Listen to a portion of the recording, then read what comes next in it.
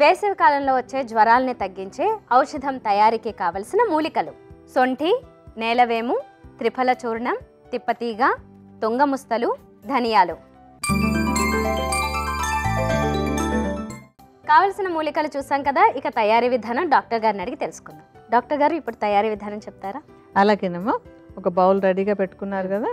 ఇందులో మనం మొట్టమొదటి తీసుకునేటువంటిది నేలవేము. దీన్ని భూనింబ అని కూడా అంటారు సంస్కృతంలో చెప్పేటప్పుడు. ఈ నేలవేముకి రకరకాల జ్వరాలను తగ్గించేటువంటి గుణం, చాలా మంచి గుణం ఉందన్నమాట. నేలవేము మూలిక మొత్తాన్ని మనం ఔషధంగా వాడుకోవచ్చు.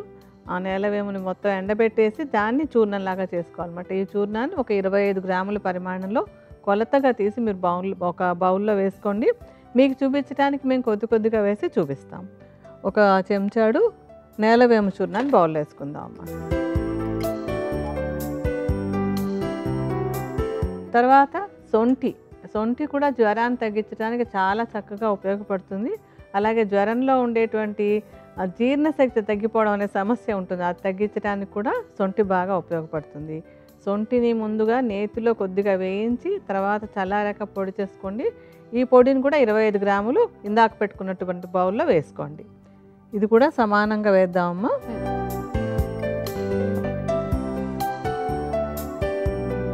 తర్వాత ధనియాలు అందరికీ ఇళ్లలో ఉండేటువంటివే కదా. ధనియాలని కొంచెం అంటే మూకుట్లో నెయ్యి నూనె ఏం వేయకుండా ఒట్టిగా వేయించుకొని దాన్ని పొడిలా చేసుకోవాలి. ఈ పొడిని కూడా 25 గ్రాములు తీసుకోవాలన్నమాట. అంటే ధనియాల పొడి కూడా జ్వరం తగ్గించడానికి చక్కటి ఔషధంగా ఉపయోగపడుతుంది. అంటే ఒక్కొక్కప్పుడు ఇంట్లో ఇంకేమీ ఔషధాలు మూలికలు దొరకకపోతే కేవలం ధనియాల కషాయం కూడా జ్వరం తగ్గించుకోవడానికి వాడుకోవచ్చు అనమాట.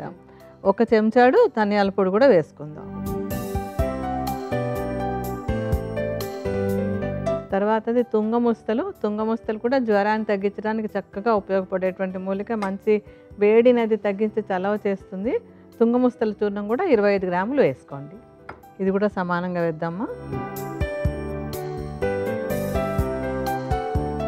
తర్వాత తిప్పతీగ కూడా జ్వరాన్ని తగ్గించడానికి చాలా చక్కగా ఉపయోగపడుతుంది.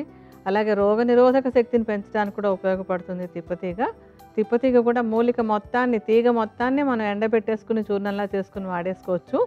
తిప్పతీగ చూర్ణం కూడా 25 గ్రాములు వేసుకోండి.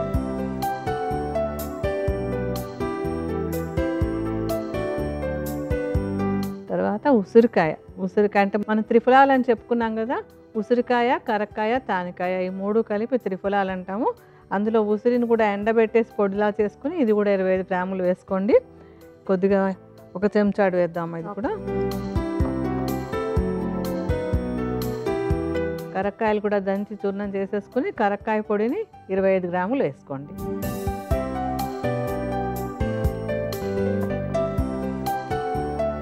ఆ తర్వాత తానికాయ, ఆఖరిగా మనం వేసే తానికాయను కూడా పొడిలా చేసుకుని తానికాయ చూర్ణం కూడా 25 గ్రాములు వేసుకోవాలి.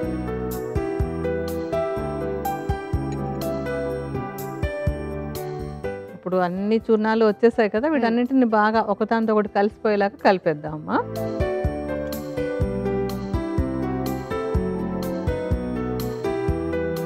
ఇలా కలిపేసిన చూర్ణాల మిశ్రమాన్ని ఒక గాజు సీసాలో, ఎప్పుడు చెప్పుకుంటాం కదా మనం, గాజు సీసాలో పోసి తడి తగలకుండా ఎయిర్ టైట్గా ఉంచుకోవాలన్నమాట. అంటే మనం ఔషధం తయారు చేసుకోవడానికి కావాల్సినటువంటి మూలికల మిశ్రమం రెడీ అయింది మనకి ఇప్పుడు.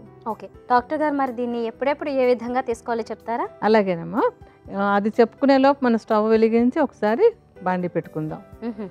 ఎందుకంటే ఔషధం తయారు చేసుకోవాలి మనం, మిగతాది ఎప్పటికప్పుడు తాగేటప్పుడు ఒక కషాయం కాచుకోవాలి. దీని మీద ఒక బాండి పెట్టుకుందాం. ఒక గ్లాస్ నీరు,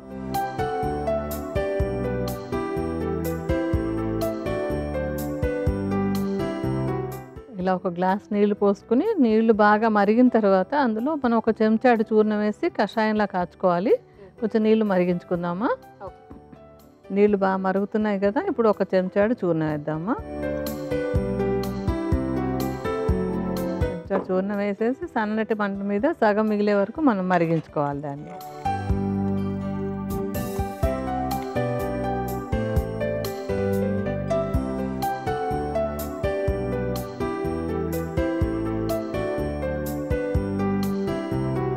సగం నీరు ఎగిరిపోయింది కదమ్మా.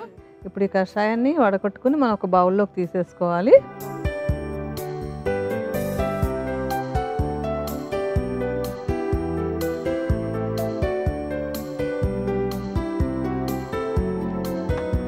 ఇప్పుడు అంటే జ్వరాన్ని తగ్గించే ఔషధం పూర్తిగా రెడీ అయినట్లు లెక్క మనకి.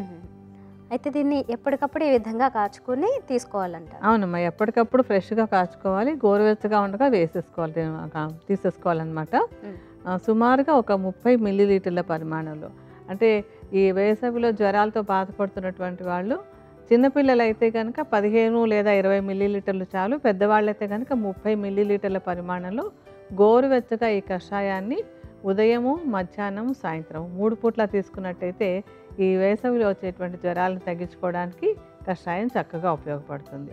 అంటే ప్రివెంటివ్గా కూడా దీన్ని వాడుకోవచ్చు. ఒకవేళ అందరికీ జ్వరాలు ఉన్నాయి చుట్టుపక్కల అంటే ఈ ఔషధాన్ని తక్కువ డోస్లో, అంటే ఒక 20 మిల్లీ, పెద్దవాళ్ళైనా కూడా 20 మిల్లీలీటర్ల పరిమాణంలో 2 పూట్ల వేసుకున్నారు అనుకోండి, చుట్టుపక్కల ఉన్న జ్వరాలు అంటుకోకుండా ఉండడానికి కూడా ప్రివెంటివ్గా వాడుకోవచ్చు.